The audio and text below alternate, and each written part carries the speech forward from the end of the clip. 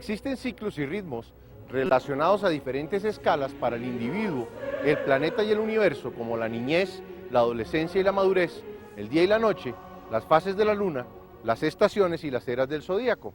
Estos ciclos sincronizan los cambios entre actividad y reposo para que pueda recuperarse la energía en todos los niveles y se produzcan los movimientos que permiten la evolución.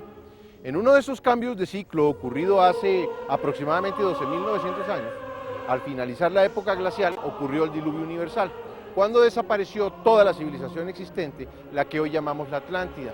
En este programa veremos teorías que sitúan la isla nunca encontrada en diferentes sitios del planeta y continuaremos profundizando en las 7 leyes universales para comprender este proceso evolutivo que vive el individuo y la civilización. Acompáñenos. El universo y el planeta tienen ciclos que afectan e influyen los procesos individuales y grupales. La Tierra gira alrededor del Sol en 365.25 días. El Sistema Solar gira alrededor de Alción, el Sol central de las Pléyades, en un gran ciclo de 25.920 años. Y todo el conjunto gira a su vez alrededor del centro de la galaxia, en aproximadamente 220 millones de años. Son ciclos del universo, regulados por la ley de armonía, para sincronizar los periodos de actividad y reposo, de día y de noche, de siembra y cosecha, de estaciones difíciles, a las que le sigue la primavera y el verano, diseñados por el Creador para permitir el avance de las conciencias hacia la sabiduría. En todo ciclo, al pasar del punto medio de desarrollo de la estructura social, se comienza a hacer presente la fuerza de disolución, intensificándose en las 2/3 partes del ciclo. Al final de los grandes ciclos universales, se renuevan completamente los procesos geológicos, sociales y humanos, para permitir el desarrollo de una nueva estructura para la evolución. Se cosechan las conciencias más evolucionadas y sabias entre los miles de millones de almas, para que asciendan en las jerarquías del universo, como resultado de la comprensión obtenida con las experiencias en la vida.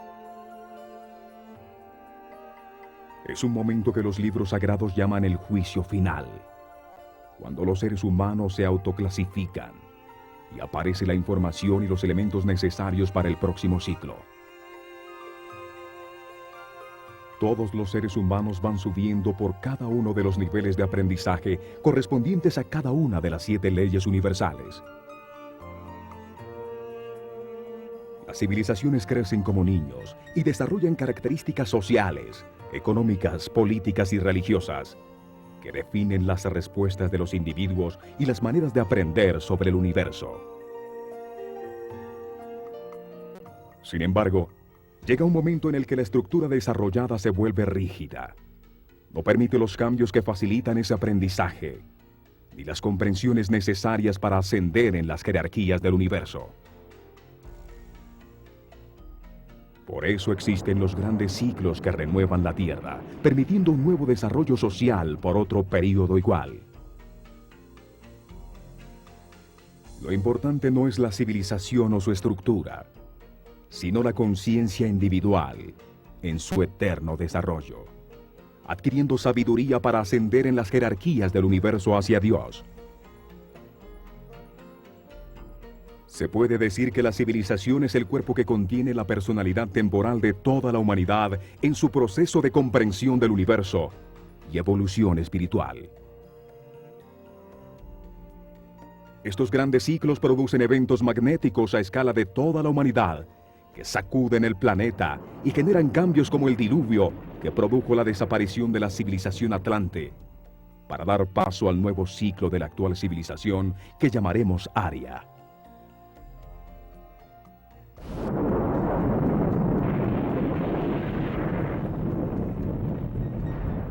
La Atlántida desapareció por los cambios que ocasionaron el final de la era glacial del Pleistoceno, al final del gran giro del sistema solar alrededor de Alción.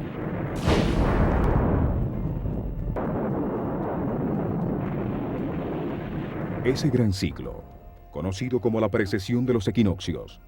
Lo dividieron los sumerios en 12 eras de 2160 años cada una, para registrar los momentos críticos del avance del sistema solar en su paso a través de esas 12 divisiones que conforman el zodíaco o círculo de animales.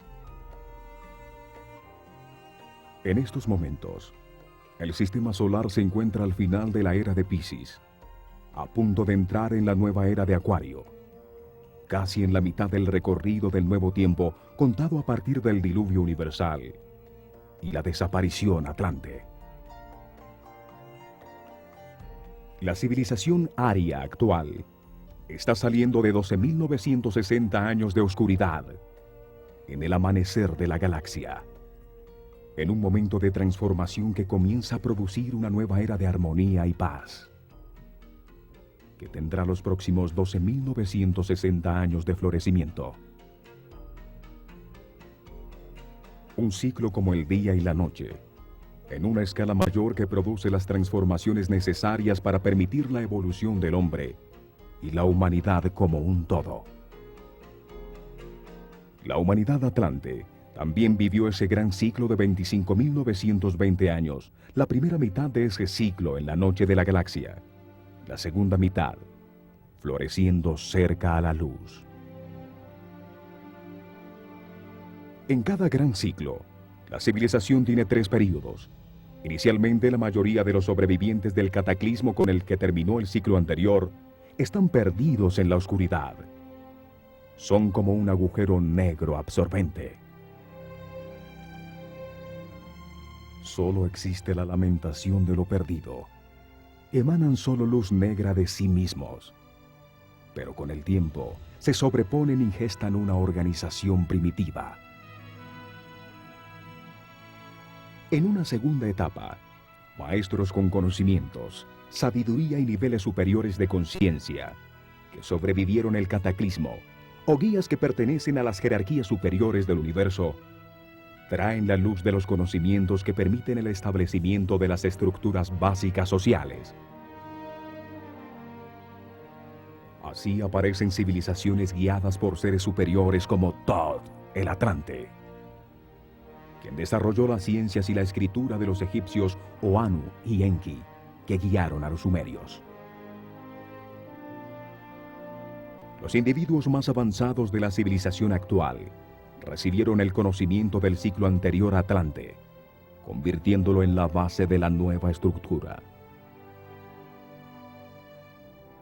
Durante los últimos 12.948 años, se ha logrado desarrollar una cultura propia, y se está en el proceso de transformación que conducirá al apogeo de la actual civilización, cuando la sociedad y la mayoría de sus individuos conecten los centros de amor en la conciencia. En ese momento, los individuos evolucionados, soles radiantes que emiten la luz dorada que no produce sombras, al vivir con la sabiduría contenida en las 7 leyes universales, guían la civilización en su camino hacia el momento final de toma de conciencia y conclusión del ciclo, tal como sucedió con los atlantes en su paso por este mismo punto. En toda civilización, hay individuos en distintos niveles de evolución, en su avance por la pirámide de las 7 leyes universales. Los procesos evolutivos son individuales.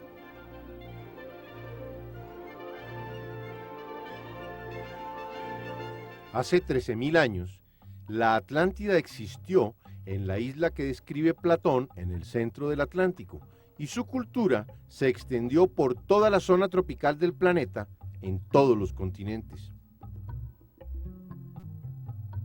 Es absurdo pensar que una civilización que se desarrolló por 25.920 años y que llegó a tener avanzadas tecnologías que incluían la antigravedad y el transporte aéreo, estaba circunscrita a una isla. Seguramente, como sucede actualmente, algunos países son más desarrollados que otros, y el corazón de la pasada civilización, que llamamos Atlante, podía estar en la isla. Con el cataclismo conocido Como el diluvio universal, la isla desaparece y en todos los sitios de la Tierra se registran inundaciones, terremotos y destrucción.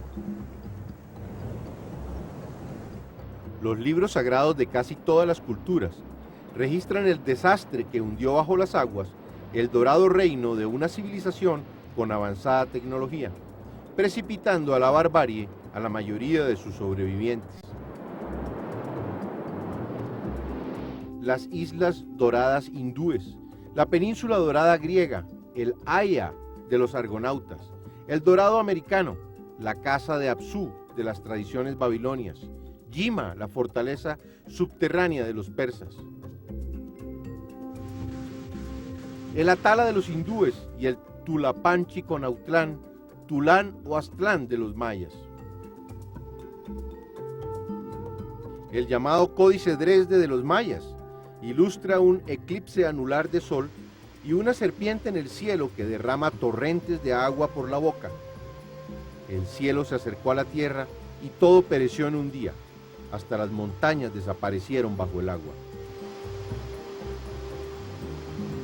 El Popol Vuh, otro libro sagrado maya, sitúa al este la tierra de sus antepasados, desaparecida bajo el mar en un día en que también en su tierra había fuego en el cielo y una lluvia de agua y brea convirtió el día en noche cerrada. La tierra temblaba, los árboles y las casas caían en pedazos. El Chilam Balam, el libro sagrado de los sacerdotes mayas, afirma que terribles erupciones y terremotos sucedían mientras la isla se sumergía bajo las aguas del mar y del cielo caía una lluvia negra. El Códice Troano dice que Huracán trajo el fin del mundo a la isla de sus antepasados, que se hundió bajo las aguas durante la noche, hace 11.600 años, en el año 6 Can, 11 Muluk, en el mes de Sac. El Códice Boturini habla de la destrucción de la isla de sus antepasados por terremotos, una erupción volcánica y el hundimiento en el mar. Para los aztecas, Quetzalcóatl, el dios del aire, quien les enseñó el uso de los metales, de la agricultura y de las artes, llegó de Tlapayán, una isla al este que se hundió bajo el mar cuando se oscureció el sol y la lluvia destruyó todo lo que existía. En ese diluvio solo sobrevivieron Coxcox y su esposa en una barca llena de animales. Los egipcios creían que su civilización la había traído Tot de Amenti, el país rojo de los muertos que se encontraba al oeste, donde vivían los misteriosos Hanebut, la gente de los pilares gemelos. El papiro Ipuwer describe un cataclismo cósmico donde se hundió bajo las aguas el continente de sus antepasados y toda la tierra de Egipto, que resurgió de las aguas en el Sep Tepi, o tiempo nuevo. Los fenicios, cuyo nombre significa rojos en griego, aseguraban que sus antepasados procedían de una isla de fuego. Los celtas dicen que vinieron de una tierra que se hundió en el mar por un terrible cataclismo, la tierra de Glass. También la llamaban el paraíso hundido o Cantref Guelod. Los polinesios hablan de Hawaiki, una gran isla continente en el oeste que se hundió bajo el mar en medio de una guerra de inundaciones y tsunamis que también asolaron a su pueblo. No solo Platón entre los escritores muy antiguos habla de una civilización anterior. Virgilio en las Geórgicas y Tíbulo en las Elegías nos cuentan de una civilización desaparecida donde no existía la propiedad privada. La tierra era de todos y se vivía en gran armonía. El poeta romano Ovidio describe en la Metamorfosis el hundimiento bajo las aguas de toda la civilización atlante.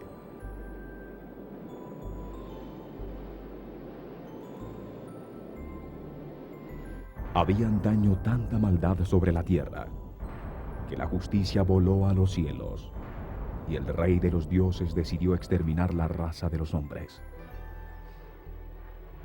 La cólera de Júpiter se extendió más allá de su reino y de los cielos. Neptuno, su hermano de los mares azules, envió olas en su ayuda, golpeó la tierra con su tridente, y ésta tembló y se estremeció. Muy pronto, no era ya posible distinguir la tierra del mar. Bajo las aguas, las ninfas nereidas contemplaban asombradas los bosques, las casas y las ciudades. La mayoría de los pueblos sobre la Tierra registran una destrucción generalizada alrededor del globo por un cataclismo que destruyó una dorada civilización. Todo indica que el diluvio ocurrió entre el año 10.500 a.C. y el 11.500 a.C. Los calendarios de casi todas las culturas comienzan a contar lo que llamaron el Nuevo Tiempo en ese período. Los calendarios egipcio, maya, inca y persa eran muy similares. Todos dividían el año en 18 meses de 20 días y tenían un período de transición de 5 días de fiesta para recibir el año nuevo. Los persas, que practicaban la religión de Zoroastro, comienzan a contar el nuevo tiempo en el año 10.600 a.C.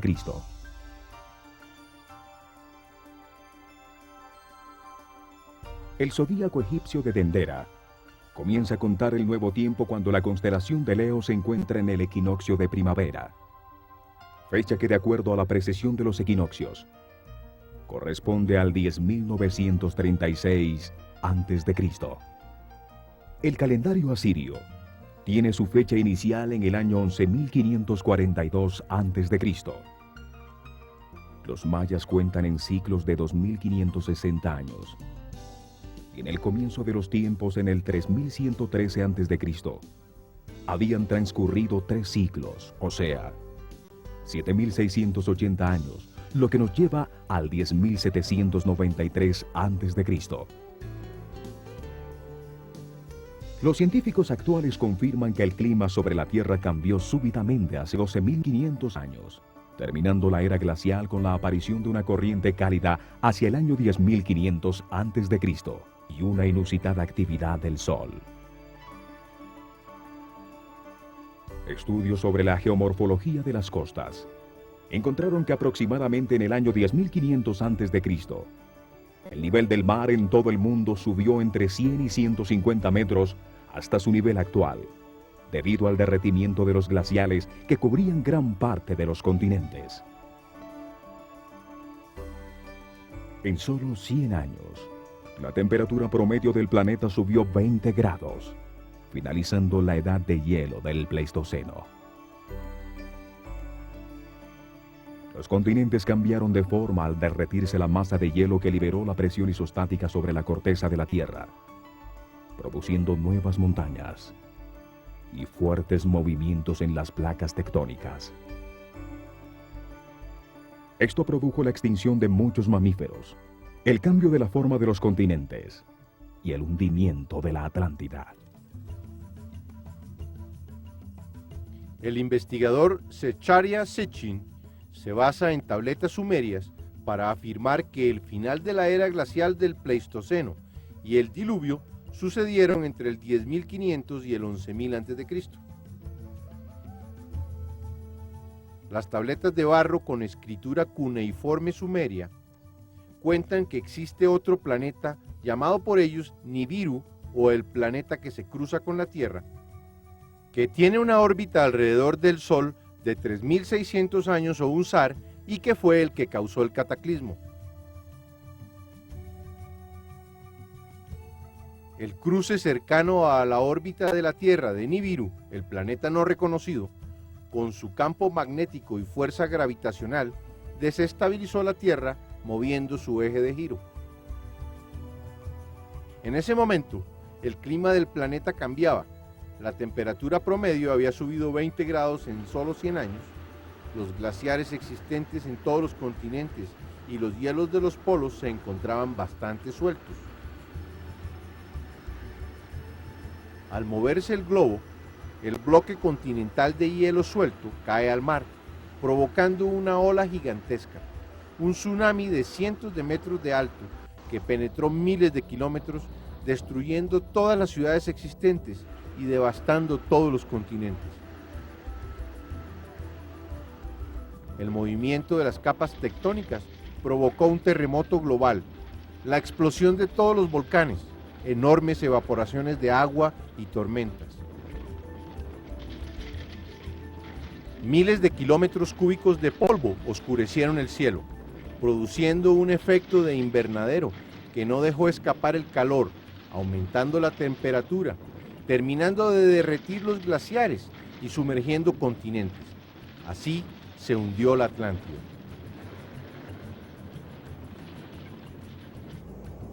Las ciudades, los centros de la cultura, habían desaparecido. La catástrofe impone difíciles condiciones a los sobrevivientes. El recuerdo de una civilización poderosa solo puede transmitirse oralmente, lo que la convierte en un mito. En todas las culturas aparece el mito del diluvio y de un ser a quien le avisan de la inminente catástrofe con órdenes precisas de aprovisionarse, reuniendo semillas y animales para reiniciar la civilización. Las tabletas sumerias de Gilgamesh, un gran rey de la ciudad de Uruk, cuentan que un guía superior llamado Enki avisó de la catástrofe en un sueño a Ziusudra, el Noé sumerio, dándole instrucciones precisas de cómo construir un barco cubierto por todos los lados, un sumergible. El relato bíblico del Arca cuenta que Noé soñó que una catástrofe destruiría a la humanidad y que debía construir un arca para refugiarse con su familia y varios animales. El Zend Avesta persa cuenta la misma historia, pero la protección de Yima, su familia, animales y plantas fue en una cueva. El Mahabharata hindú cuenta cómo Brahma se le apareció a Manú para prevenirlo del desastre y ordenarle la construcción de una nave donde debía proteger a los 7 rishis o sabios y todas las semillas. Sin distintos Noés en diferentes partes del mundo, fueron avisados de la catástrofe.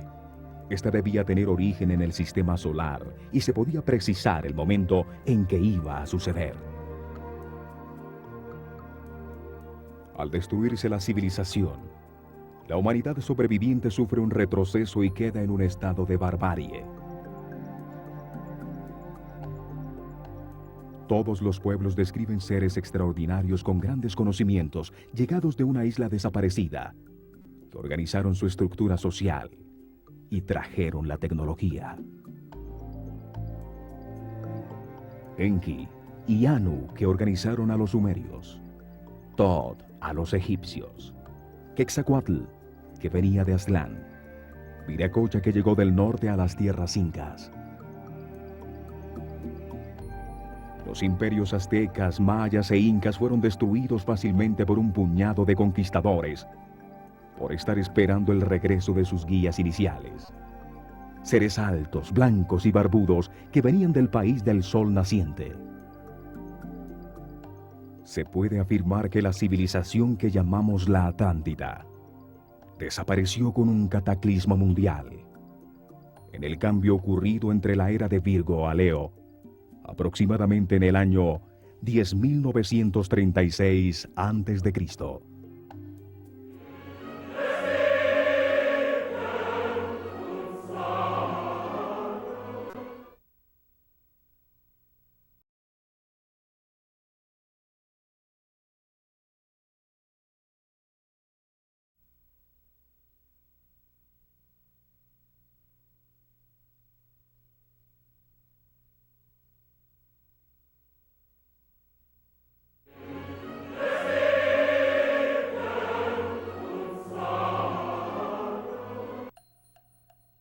En 1900, Katie Frost publicó en el Times de Londres una teoría que situaba a la Atlántida en la Creta minoica, Una pacífica civilización que fue el centro de un gran imperio unido por el mar, cuyo comercio e influencia se extendieron desde el Adriático Norte hasta Tele la Marna y desde Sicilia hasta Siria.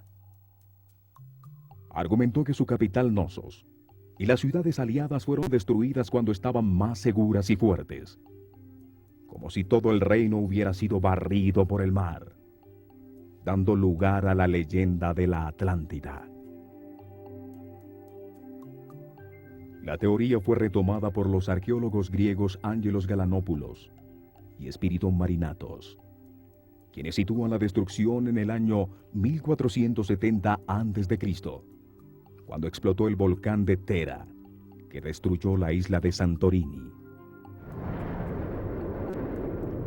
La explosión produjo una gigantesca ola, un tsunami, que barrió con sus aguas todas las islas cercanas. Ocasionó fuertes tormentas, terremotos, y sus cenizas bloquearon el sol por años. Creta, hoy parte de Grecia, tuvo una civilización muy avanzada, lenguaje propio, navegación comercial, compleja arquitectura, rituales y juegos. Dice la leyenda que el palacio del rey Nosos fue construido por Daedalus, el padre de Ícaro, para albergar en su laberinto al Minotauro, hijo de los amores de la lujuriosa esposa del rey Minos, con un bellísimo toro blanco. Totalmente pacíficos. Nunca se encontraron armas en sus ruinas, lo cual era inusual en esos tiempos. Marinatos justifica la diferencia entre las cifras descritas por Platón y las de su teoría que sitúa a la Atlántida en Creta, diciendo que un escriba anterior al sacerdote que le transmitió la información a Solón confundió el símbolo egipcio de 100, una cuerda enrollada, por el de 1000, una flor de loto, y esto multiplicó todas las cifras por 10. Esto indicaría que Platón fue un ignorante, que desconocía una isla tan cercana con una historia tan próxima a su propio tiempo, como para aceptar una equivocación de ese tamaño.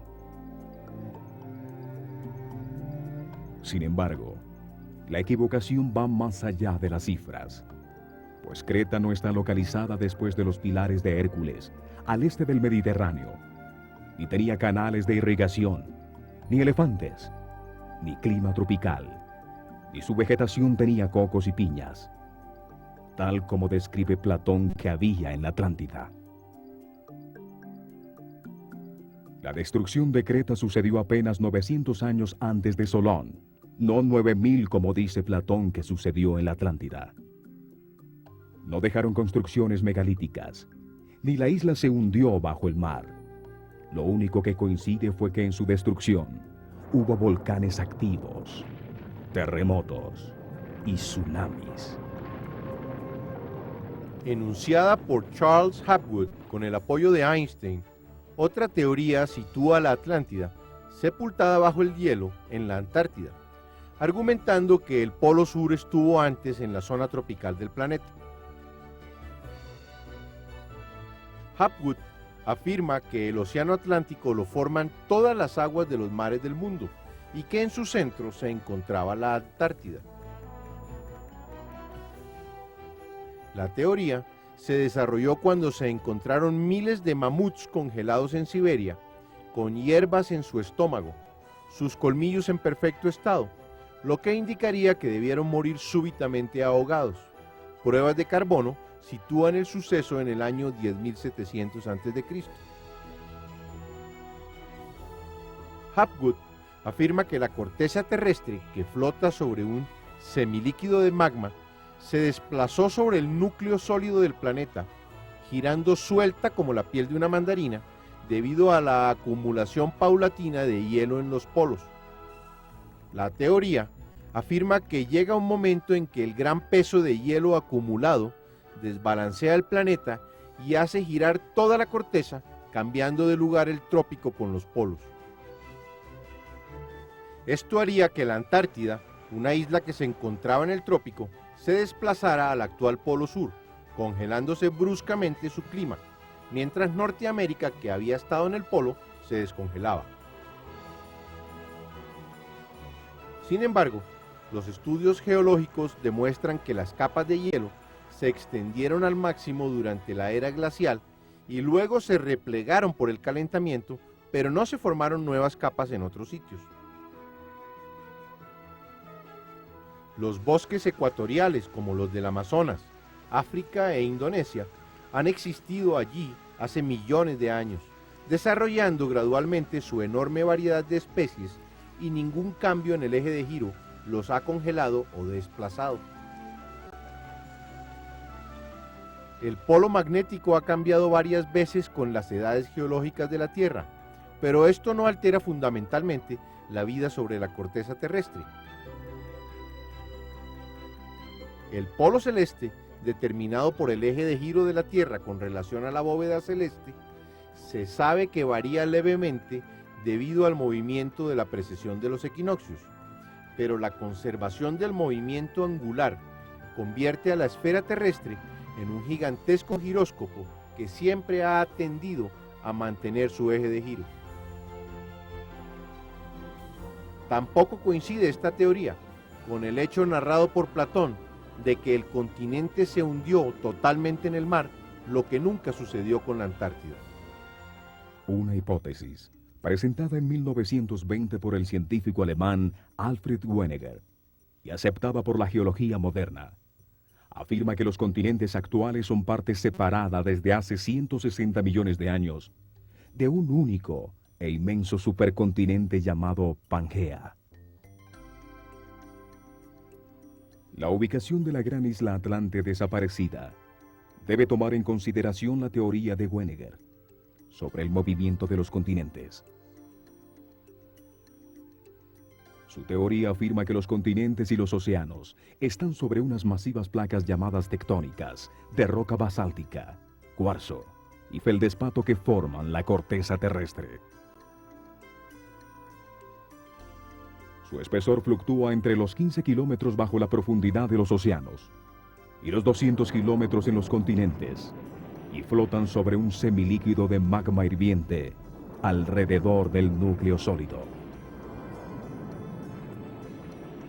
La Tierra está formada por 13 placas tectónicas, 7 grandes, 4 medianas y 2 pequeñas que tienen movimientos relativos entre sí, y que se fueron separando hasta llegar a las posiciones actuales de los continentes. Sus bordes registran permanentes choques y movimientos, unos de separación, otros de acercamiento y otros de transformación entre las placas adyacentes. En estos bordes suceden la mayoría de los terremotos y se localizan los volcanes del planeta. La placa más grande es la de Norteamérica. Le sigue la que soporta a Europa y Asia. La tercera en tamaño es la placa del Pacífico, en cuyos bordes se encuentra el cinturón de fuego de volcanes. Las placas tectónicas de Sudamérica y África se han estado separando desde el comienzo de los tiempos y son de un tamaño muy similar con la placa de Australia.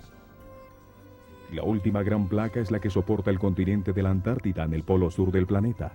Luego aparecen 4 placas intermedias de tamaño similar. La placa de Nazca, que trata de levantar el continente sudamericano metiéndose por debajo. Luego están la placa arábica, la placa tectónica india y la placa filipina. También existen las pequeñas placas, como la de Juan de la Fuca frente a California, o la placa de los Cocos frente a Centroamérica en el Pacífico. Y la última de las pequeñas placas es la placa del Caribe, donde ha habido bastante movimiento en los últimos miles de años. Si se toma en consideración la teoría de Wegener sobre el movimiento de los continentes, veremos que hay solo un sitio posible para localizar a la Atlántida, en el Océano Atlántico. Se encuentra en 3 puntos donde confluyen las placas. El primer punto está en la confluencia entre la placa del Caribe, la placa de Sudamérica y la placa de Norteamérica. El segundo es en la confluencia entre la placa de Norteamérica, con la de Sudamérica y con la de África, en el sitio llamado la elevación de la mitad del Atlántico. El tercero es en el sitio de contacto entre la placa de Norteamérica con la africana y con la euroasiática. En este triángulo debe localizarse la isla desaparecida debido a los movimientos tectónicos ocasionados por el cataclismo, lo que modificó todos sus bordes. Los hemisferios occidental y oriental se mueven sobre sus placas tectónicas separándose en la mitad del Atlántico, en una enorme fractura llamada la grieta del Atlántico Medio. Se sabe que allí había hace 12.500 años volcanes activos en un sitio llamado el Monte de Venus. Si por alguna parte desapareció la Atlántida, pudo haber sido por esta hendidura, al final de la última glaciación, en el momento de los grandes movimientos telúricos y el diluvio universal. En este mapa vemos la grieta del Atlántico Medio y los colores corresponden al tiempo de formación de la Tierra en el fondo del océano. Podemos apreciar que la Tierra se consolidó a lo largo de la grieta en su actual situación en los últimos miles de años, mientras que contra los continentes el color verde predominante nos indica que está así desde hace 90 millones de años. Esto también permite asumir que si la Atlántida existió, debió estar localizada sobre la zona roja de la hendidura, donde los cambios son más recientes. Si allí en la mitad del océano Atlántico existió la Atlántida, el movimiento de los continentes desde que eran uno solo, una Pangea, debe tener el espacio necesario para albergar una isla, como la descrita por Platón.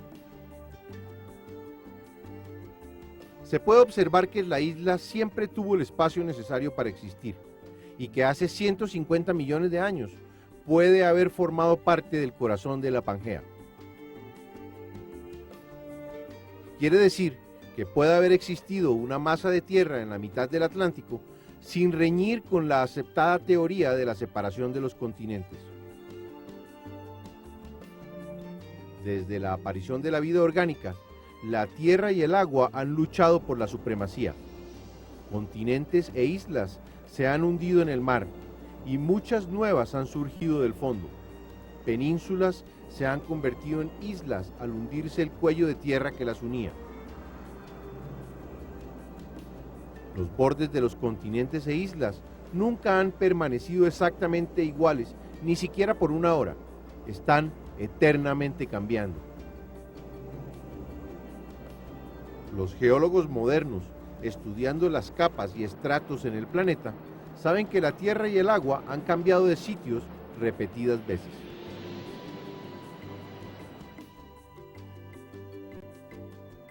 Una de estas veces, en la mitad del Atlántico, se hundió para siempre la madre de la actual civilización en uno de los procesos cíclicos regido por las leyes de correspondencia, evolución y armonía que determinan la evolución de todo el universo.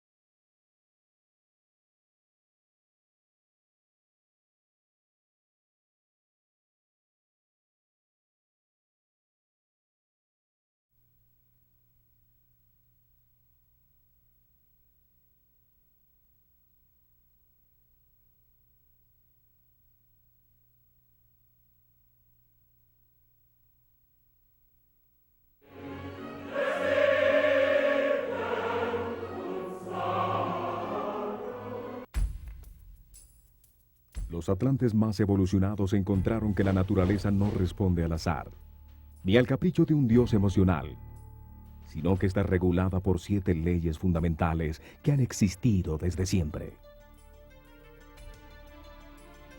Los seres humanos, sus organizaciones y procesos están regulados por estas leyes universales.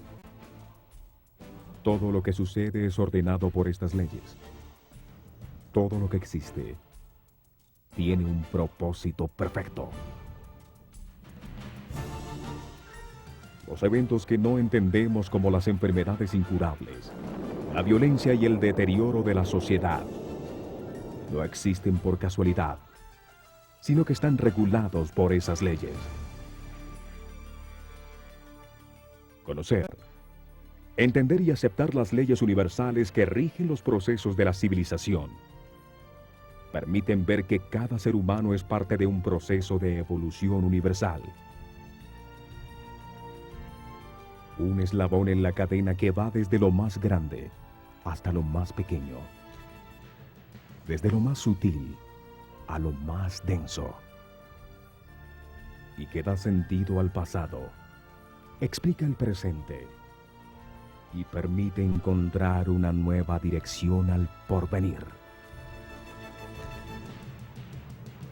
Esta comprensión produce al individuo la seguridad de avanzar hacia una nueva forma de civilización más armónica y con más satisfacciones para toda la humanidad. Y le da a cada ser humano las herramientas para llenar su vida presente de armonía y de felicidad. La ley de la naturaleza, en la base de la pirámide de las leyes, codifica en el ADN de todos los seres vivos la forma como se van a desarrollar los diversos cuerpos físicos y las conductas instintivas correspondientes de cada especie, para propiciar su multiplicación, el mantenerlos con vida y permitir que se defiendan de la agresión. La segunda ley de la pirámide es la ley de la armonía. Regula el equilibrio, los ciclos y ritmos que permiten que diferentes tipos de vida se desarrollen simultáneamente. Se encuentra codificada automáticamente en el instinto de los mamíferos, en el sistema límbico, donde se generan las emociones y sentimientos de agrado o desagrado. Lo que genera armonía y permite las relaciones equilibradas entre las especies, produce agrado. Lo que impide la existencia simultánea de distintos tipos de vida, produce desagrado. Lo que agrada, se repite. Lo que desagrada, se evita. Las especies predadoras, por ejemplo, solo matan lo necesario para subsistir. No acaban con otra especie por placer. Una vez satisfecha su necesidad, coexiste simultáneamente con sus víctimas posibles. En el hombre la armonía se codifica paulatina y conscientemente a lo largo de su vida. Almacena en la memoria intelectual los distintos conceptos aprendidos para definir lo que para él es belleza y arte. También la armonía se codifica en la memoria psicológica como resultado de los distintos eventos de su vida que produjeron sentimientos de gusto o de rechazo, de placer o de trauma. Estos conceptos y recuerdos permiten que el hombre pueda establecer una relación de equilibrio entre dar y recibir, que producen agrado y armonía. La ley de la armonía regula los ciclos y ritmos de todo lo que existe, sincronizando y permitiendo las relaciones de la diversidad para dar lugar al universo. Utiliza el tiempo para delimitar los distintos procesos, sincronizando sus interacciones y permitiendo que todos puedan suceder simultáneamente. Determina las secuencias de movimiento para que todos los seres vivos se desarrollen y establece las relaciones entre todas las secuencias producidas por la diversidad. Proporciona la organización y la distribución para que todo lo que existe ocupe el lugar que le corresponde. Se manifiesta en la diversidad que se mantiene y convive sin destruirse. Reconocemos su acción en la interacción de los reinos de la naturaleza para mantener la vida en las estaciones. Reconocemos su acción en las perfectas relaciones que existen entre todas las especies. en el diseño de los diferentes instintos de defensa y agresión. Se manifiesta en la unión y la tolerancia entre los seres de la misma especie y de estas entre sí. La armonía está presente en todo aquello que gusta y produce satisfacción, pues así se reconoce el equilibrio que requiere la naturaleza para mantener un proceso donde intervienen distintas fuerzas o energías. Así se manifiesta en las relaciones humanas, a través de los acuerdos que se hacen para equilibrar e intermediar las relaciones entre los individuos y que permiten mantener la relación existente. El hombre se encuentra dentro de la ley de armonía cuando tiene buenas relaciones con las demás personas, cuando existe la sensación de agrado, de cordialidad, amabilidad y estética. Se reconoce que el hombre se ha salido de la ley de armonía cuando se presenta insatisfacción que genera sufrimiento, angustia, conflictos sentimentales y emocionales. Esto permite reconocer que no existe la armonía e impulsa al hombre a buscarla. Esta decisión consciente de buscar la armonía, eliminando las limitaciones autoimpuestas que impiden las relaciones armoniosas, permiten al hombre respetar esta ley y entrar en una etapa en que sus relaciones no vuelven a tener conflicto. Hemos determinado que el diluvio universal sucedió hace aproximadamente 12.900 años, destruyendo la civilización atlante que ocupaba los sitios habitables del planeta en esa época glacial. Concluimos que la isla se encontró en la mitad del océano Atlántico, en la confluencia de todas las placas tectónicas de los continentes a su alrededor. También avanzamos en la visión del universo desde las 7 leyes universales, profundizando en la ley de la armonía. En nuestro próximo programa veremos la ciudad de Poseidones y la isla de la Atlántida desde el punto de vista de Platón y de las canalizaciones de los clarividentes akáshicos. También continuaremos viendo las 7 leyes universales. Acompáñenos.